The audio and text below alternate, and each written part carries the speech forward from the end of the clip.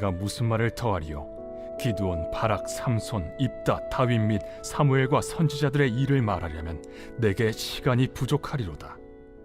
그들은 믿음으로 나라들을 이기기도 하며 의를 행하기도 하며 약속을 받기도 하며 사제들의 입을 막기도 하며 불의 세력을 멸하기도 하며 칼날을 피하기도 하며 연약한 가운데서 강하게 되기도 하며 전쟁에 용감하게 되어 이방 사람들의 진을 물리치기도 하며 여자들은 자기의 죽은 자들을 부활로 받아들이기도 하며 또 어떤 이들은 더 좋은 부활을 얻고자 하여 심한 고문을 받되 구차히 풀려나기를 원하지 아니하였으며 또 어떤 이들은 조롱과 채찍질뿐 아니라 결박과 옥에 갇히는 시련도 받았으며 돌로 치는 것과 톱으로 켜는 것과 시험과 칼로 죽임을 당하고 양과 염소의 가죽을 입고 유리하여 궁핍과 환난과 학대를 받았으니 이런 사람은 세상이 감당하지 못하느니라. 그들이 광야와 산과 동굴과 토굴에 유리하였느니라. 이 사람들은 다 믿음으로 말미암아 증거를 받았으나 약속된 것을 받지 못하였으니 이는 하나님이 우리를 위하여 더 좋은 것을 예비하셨은즉 우리가 아니면 그들로 온전함을 이루지 못하게 하려 하심이라.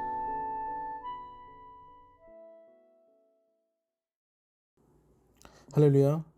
오늘 우리에게 주신 하나님의 말씀은 히브리서 11장 32절부터 40절까지 말씀입니다. 오늘 말씀의 제목은 세상이 감당할 수 없는 믿음의 사람입니다. 제가 다닌 초중고 학창 시절의 대부분은요, 시험과 함께 보냈다고 해도 과언이 아닙니다. 초등학교 때도 시험이 참 많았습니다. 중간고사, 기말고사는 물론이며 모의고사와 경시대회 등 시험을 참 많이도 봤죠. 중고등학교 시절에는요, 배치고사부터 시작해서 거의 시험의 밭이었습니다. 월마다 보는 원래고사, 중간고사, 모의고사, 기말고사, 게다가 성적이 조금 우수하면 올림피아드를 비롯한 시험들이 도사리고 있어서 거의 쉴 틈이 없이 시험을 준비해야 됐습니다. 그런 시험들을 치르면서 공부를 열심히 해서 준비하면요, 아무런 의심 없이 답안지를 작성하겠죠. 그런데 저 역시 사람인지라 공부가 하기 싫어서 준비를 덜 할 때도 있었고요. 몸이 아파서 공부가 소홀했을 때도 있었습니다.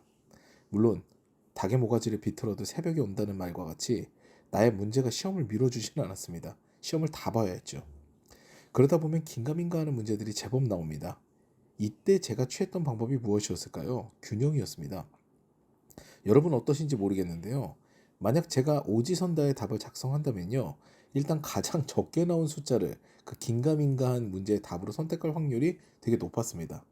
1번부터 5번까지 이제 비슷하게 답이 나오도록 답의 균형을 맞추는 거죠. 인간은 보통 심리적으로 안정을 취하는데 불확실한 상황에서는요, 극단적으로 균형을 맞추는 데 애를 씁니다. 남자 화장실에서는요, 소변기가 있는데요, 만약 소변기가 3개가 있다고 가정해 보겠습니다. 근데 한 사람이 소변기의 좌측을 이미 차지하고 있으면요, 대부분의 남성은 가운데를 선택하지 않습니다. 우측 소변기를 거의 사용할 거예요. 참 신기합니다. 심리적으로 균형을 맞추는 거죠. 재미있는 것은요, 종교들도 이 균형에 상당히 민감하다는 겁니다. 이것은 공평의 개념으로 인지가 되는데요, 선과 악도 이 균형의 논리에 집어넣습니다. 그런데 문제는요, 세상이 선과 악이 같은 비율로 구성되지 않았다는 거예요. 여러분 한번 생각해 보세요. 세상이 공평하신가요?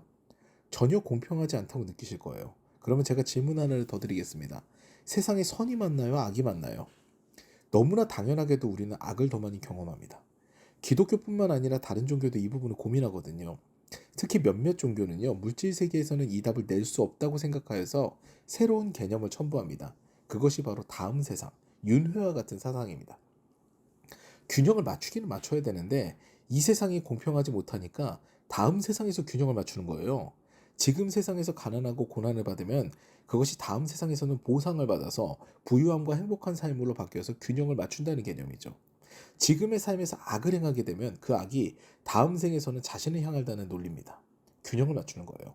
그런데요, 우리의 기독교는요, 이 균형의 논리를 인정하지 않습니다. 아니, 아예 다음 세상이 우리에게 주어진 다음 물질 세상이 없어요. 게다가 오늘 본문을 보면은요, 우리를 아연 실색하게 만듭니다. 하나님을 전적으로 신뢰한 이들을 보면은요, 놀라운 기적들을 행함과 동시에 어떤 고난과 힘든 일들도 다 감당하게 되는 것을 볼 수 있어요. 그 가운데서 믿음을 지키는 것을 볼 수 있습니다. 더구나 이들은요 하나님의 언약을 보지 못합니다. 하나님의 구원의 언약은 예수 그리스도로 말미암아 이루어졌기 때문에 이들은 그 구원을 보지 못한 과거의 사람이거든요.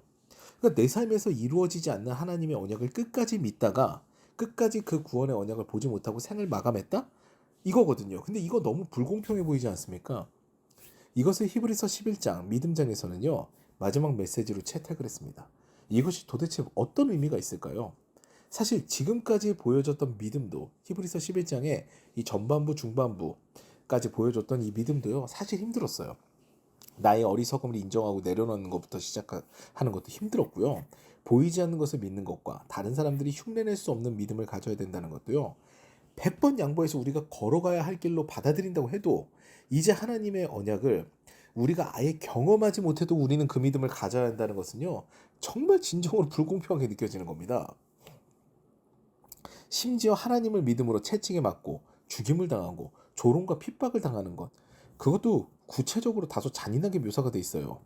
돌로 맞고 톱으로 썰림을 당하고 칼로 죽고 하는 등 하나님을 믿어서 이런 일들을 당하게 된다. 근데 그 믿음을 지켜야 된다. 핍박을 피해 광야와 산과 동굴과 토굴을 헤매며 다닌다는 거. 이 믿음을 지키는 거 정말 처절해 보입니다. 그러면 이 핍박을 받는 믿음은 어떤 의미일까요? 그 해답은 오늘 본문 38절에 등장합니다. 괄호 안의 메시지죠. 이런 사람은 세상이 감당하지 못하느니라. 아멘. 우리는 우리가 믿음이라는 가치를 소유한다고 생각을 했는데요. 하나님께서는요.